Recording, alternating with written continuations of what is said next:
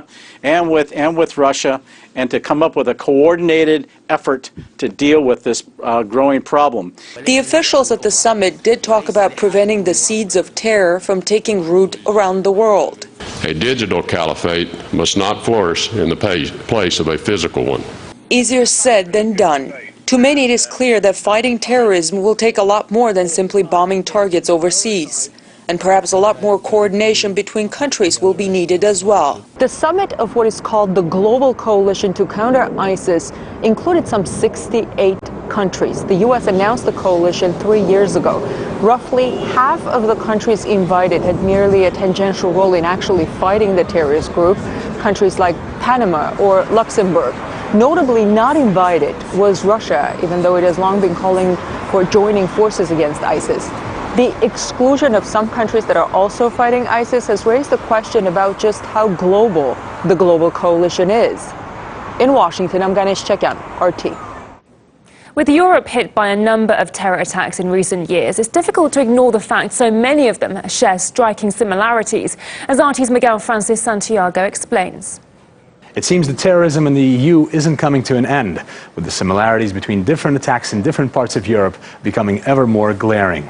Deadly terror attack in Nice. Mohamed Boulil drove a truck into a crowd watching a fireworks display on Bastille Day. It appears to have been an armed attacker who was known to police.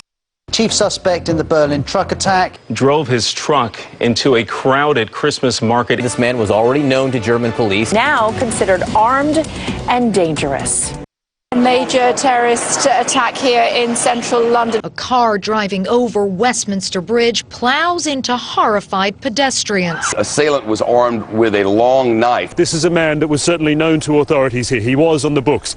Indeed, there is a disturbing pattern in all of these cases that involves, of course, the suspect being armed, such as in Westminster, Berlin Christmas market attack, and Nice's Bastille Day attack, using a vehicle, as with Westminster, a van, Berlin and Nice terror attacks with large trucks. Both the Nice and Westminster, as well as the Berlin Christmas market attacker, were known to the security services, and in all the cases, the suspects were shot only after causing fatal injuries, all the while having no trouble driving into a crowded place in a vehicle, and all were inspired by radicalism. So why does Europe seem to be failing in tackling these lone wolf attacks?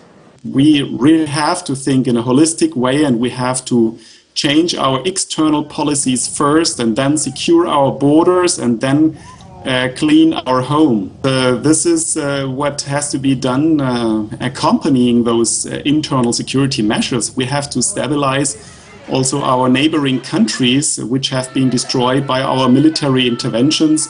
And this is now part of the price we have to pay, and we will also have to pay in the future for such behavior. And this has to stop definitely, otherwise there will be no way to stabilize Europe internally in terms of security.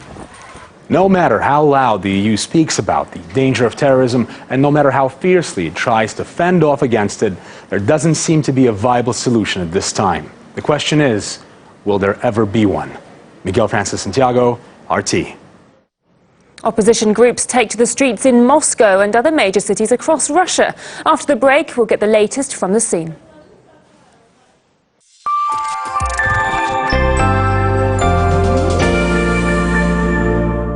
Now, is Frankfurt really going to try and challenge London?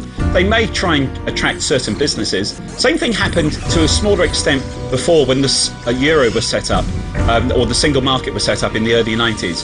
Frankfurt then wanted to attract some business. Some big trading desks from London moved operations to Frankfurt. Within 2 years, they were all back in London.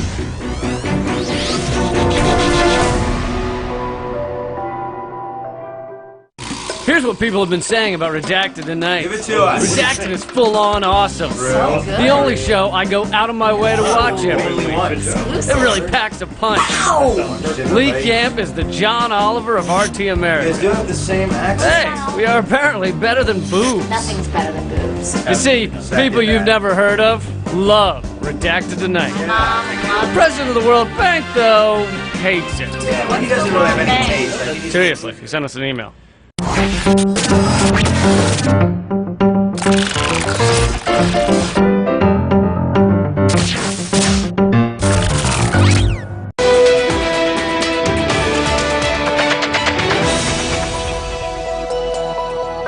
Welcome back to RT International. A wave of unsanctioned opposition rallies are underway right now in the Russian capital. We're showing you live pictures now. People are there to protest corruption, with similar demonstrations also being seen across the country.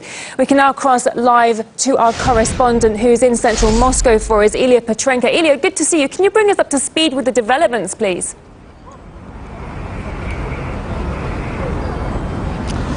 Nikki, hello. Well, in fact, this wave of protests that you were talking about is a march along the pavements of Tverskaya Street. This is one of the main streets in Moscow. It was initiated by Alexei Navalny, who is perhaps currently Russia's #1 opposition anti-corruption activist. After his own investigative report about Dmitry Medvedev, in which Navalny accused the Russian Prime Minister of corruption.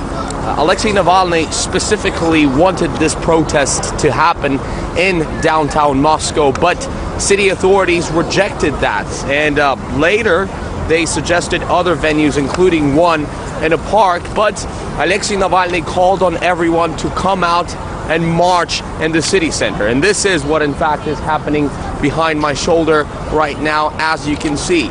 So technically, this is an unsanctioned protest. Technically, it is unlawful, and that is what Vladimir Putin's spokesperson Dmitry Peskov a few days ago called a provocation. So also, as you were saying, some of these protests are happening in other cities across Russia. They have been sanctioned in some places, and others they haven't. And since, again, according to Russian legislation, some of them are unlawful, there have been some arrests, including of Navalny himself. Now, speaking of corruption, the fight against it is a big deal in Russia. That is recognized by the government. And as you may well remember, recently there have been some high-profile arrests because of cases of corruption, including of the Minister of Economic Development, Alexei Ulukhaev. Okay, Ilya, we'll be keeping across the story in central Moscow and indeed across Russia. Thank you for that update. That's Ilya Petrenko. Thank you very much. Now, moving on to the US. The Pentagon's confirmed carrying out an airstrike on Mosul in Iraq on March the 17th, in an area where a large number of civilians were killed. A statement released by Central Command claims the raid was conducted at the request of Iraqi security forces. Well, more than 200 civilians are believed to have been killed in airstrikes in just the last 10 days.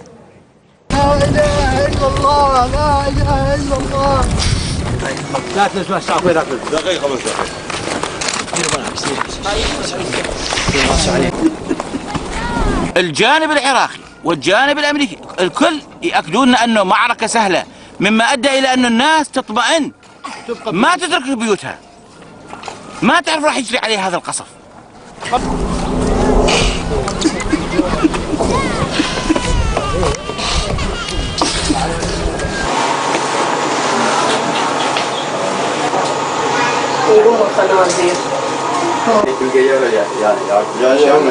هاي الحالة جتنا من البارحة قصف كان عندهم، جابوا المخيمات من المخيمات 12 يوم قصف مكثف. 12 يوم يعني قصف من البارحة من الساعة 7 الصبح بدأ إلى الساعة 4 يلا انتهى. قصف مو طبيعي. يعني تهدمت تقريبا 30-40 بيت انهدم. إذا مو أكثر. ويعني خسائر بشرية بالمئات.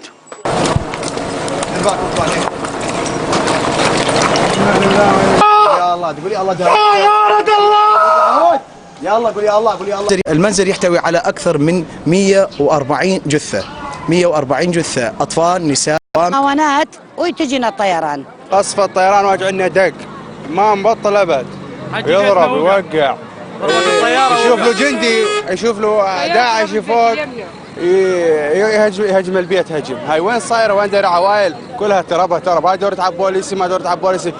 الله اكبر.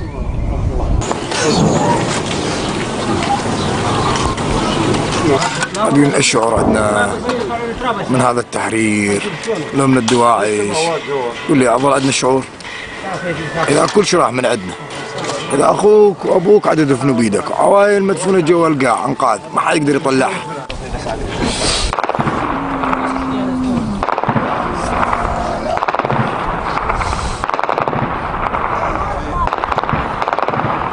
It Iraqi and coalition forces have increasingly turned to air raids in their fight against Islamic State, but entire families have become so-called collateral damage. Our correspondent Murad Gaziev is in Mosul. He went as close to the front lines as possible to witness the impact of the operation.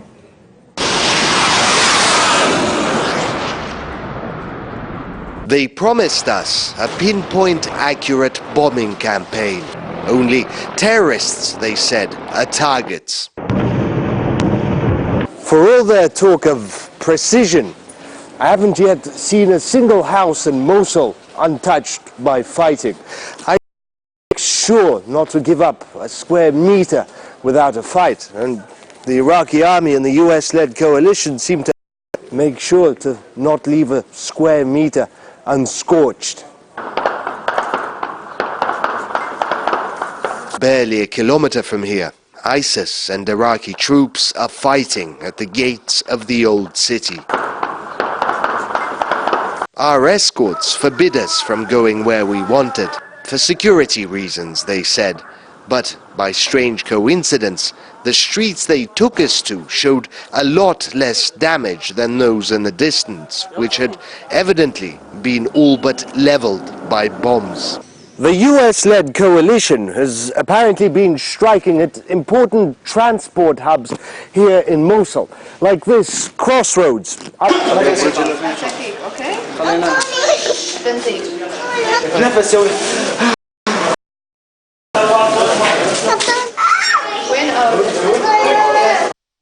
Well, Hara is the same age as Omran, the boy who became a symbol of the anti-terror operation in Syria's Aleppo.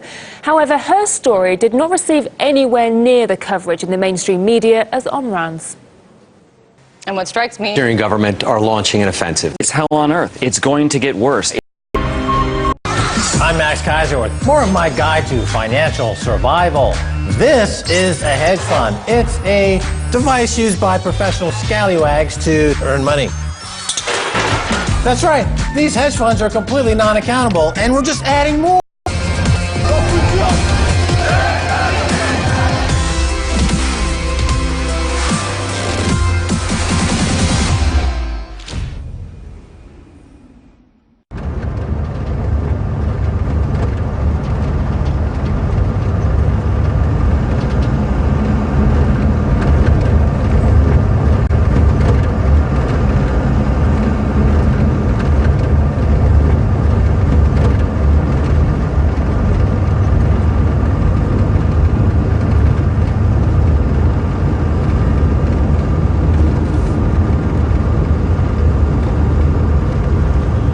Well, this was built in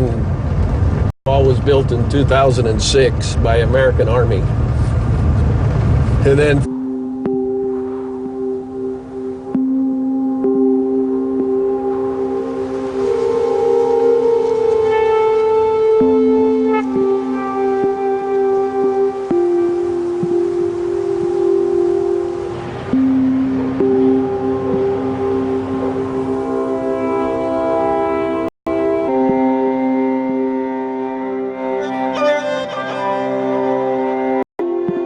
an organization called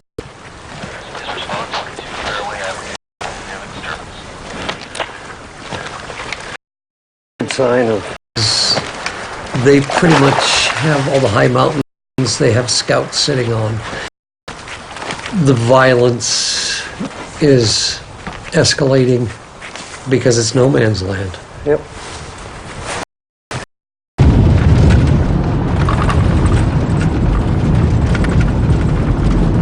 The work can be tiring, but I think it's really important, and I think I'm in a pretty unique position where I speak good Spanish and have some medical skills. It can be hard because I think a lot of the time when I just think about what... Turn the power on first, huh? You guys need back there for a while? Not sure. Well, we were gonna go check this area out right now. Oh, okay. So, I mean, if you guys are gonna go back there and make your water drops, we'll just come back later. All right. Are you guys going down there? Are you gonna stay? Yeah, we're gonna go down there in a bit. All right. How's it going? Have a good day. No.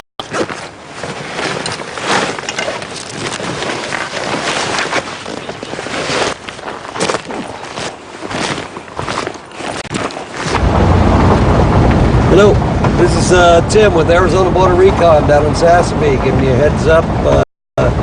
We'll be out. We're going to run the fence, and then we're going to a mile and fence it.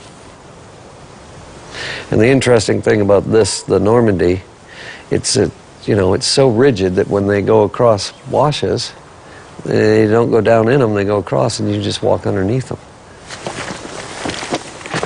See, and this is how ecologically minded we are, you don't want to hurt the little tree, so they brought but it doesn't connect. Save the tree. It doesn't even tie in together. That tree's probably a better barrier than the actual fence.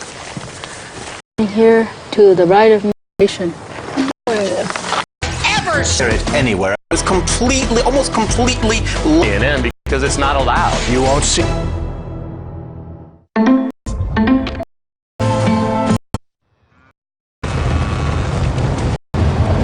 My grate right at the ground, down at ground level, up the side, up to here. Take all of it down, drive a truck through full of marijuana. And then they get up on my ranch and then go to the highway. Then there's 1, 2, 3. Players, and they have to make the capture, so they have. Again, on the other side, going, he has a small.